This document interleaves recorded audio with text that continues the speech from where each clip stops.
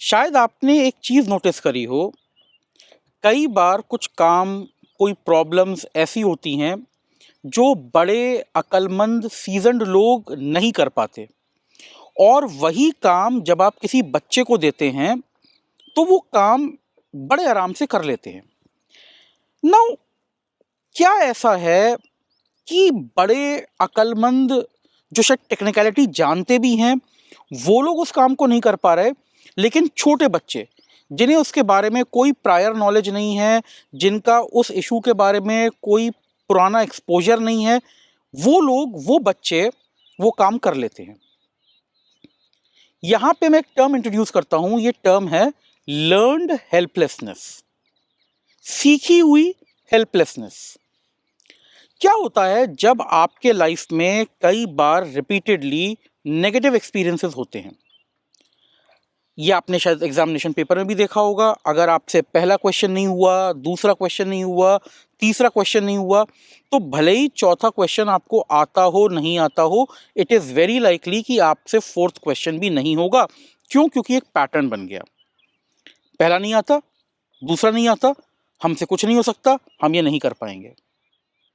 अब ये मैटर नहीं करता कि फोर्थ क्वेश्चन क्या था, मैटर ये करता है कि जो आपका पैटर्न बन गया ना, वो हेल्पलेसनेस का बन गया।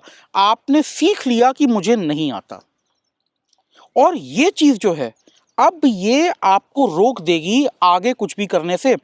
आप जो चीज सॉल्व कर भी सकते थे, जिस प्रॉब्लम को आप रेक्टिफाई कर भी सकते थे, जिस हार्डशिप में से आप निकल भी सकते थे, अब आप मोस्ट लाइकली नहीं निकल पाएंगे।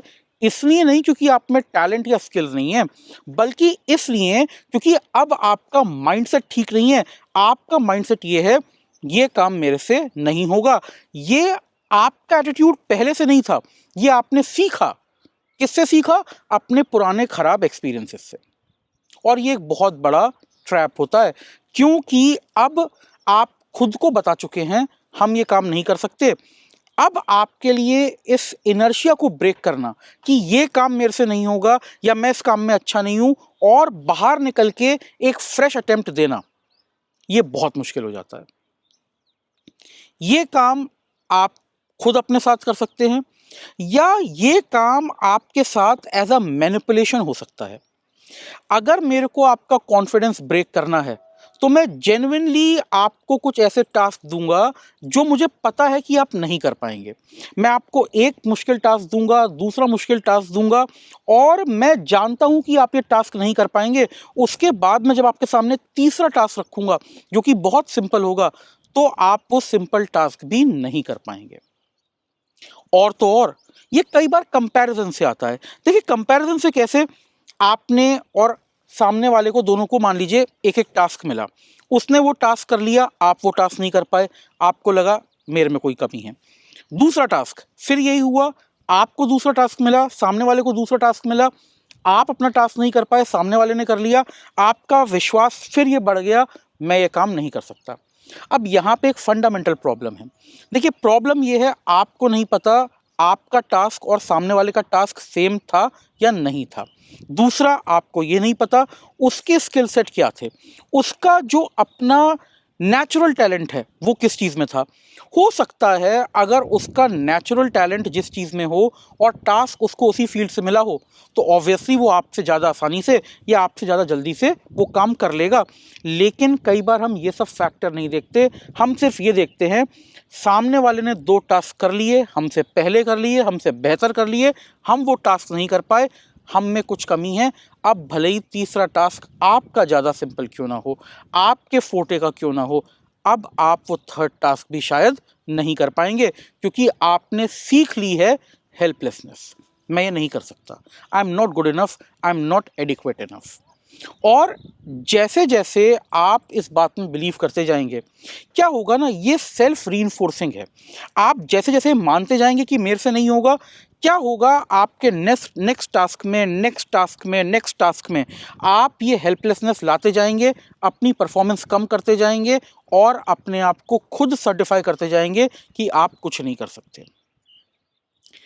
देखिए, मैनिपुलेशन हो या खुद के चांस इवेंट की वजह से हुआ हो, कहीं से भी अगर ये लर्न्ड हेल्पलेसनेस आ रही है तो आप इसको ओवरकम कर सकते हैं। और ओवरकम करने का पहला और सबसे सिंपल तरीका है अपने आप को रिमाइंड कराना कि अगर 1, 2, 3 इवेंट हो रहे हैं, इस ऑर्डर में हो रहे हैं, तो ज़रूरी नहीं है वो रिलेटेड हो।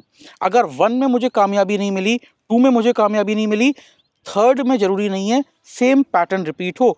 जस्ट बिकॉज कोई चीज़ें ऑर्डर में हो रही हैं, इसका मतलब ये नहीं है कि वो कोई पैटर्न फॉलो कर रही हैं। अगर आपसे क्वेश्चन नंबर 1 नहीं हुआ, 2 नहीं हुआ, ज़रूरी नहीं है कि 3rd भी नहीं होगा। जस्ट बिकॉज वो सीक्वेंस में है या आपने उन्हें सीक्वेंस में किया, इसका मतलब ये नहीं है कि जो अगला क्वेश्चन है वो भी उतना ही टफ होगा या वो भी आपको नहीं आता होगा। ये एक बहुत सिंपल एग्जाम्पल है क्वेश्चन पेपर का, लेकिन ये लाइफ के लिए बहुत इंपॉर्टेंट पैरेलल है। जस्ट बिकॉज कुछ चीज़ें हमसे शुरू में नहीं हुई या उतनी अच्छी नहीं हुई, उतनी जल्दी नहीं हुई जितनी औरों से हुई, इसका मतलब ये नहीं है हमसे आगे भी काम नहीं होगा। करियर चॉइस में, नौकरी वगैरह लगने में ये पैटर्न बहुत कॉमनली देखा गया है। लोगों को स्पेशली जब प्लेसमेंट सीजन वगैरह होते हैं कॉलेज में, पहला जॉब ऑफर नहीं मिला, दूसरा नहीं मिला, अब आप देखेंगे उनका कॉन्फिडेंस बहुत डाउन हो जाता है। They have learned this helplessness that they can not overcome it, that they can not get a good job. Business में अगर आपका एक बिजनेस फेल हुआ, 2 बिजनेस फेल हुआ, ज़रूरी नहीं है तीसरा भी फेल हो। रिलेशनशिप में एक रिलेशनशिप काम नहीं किया, 2 नहीं काम किया, ज़रूरी नहीं है तीसरा भी काम ना करे।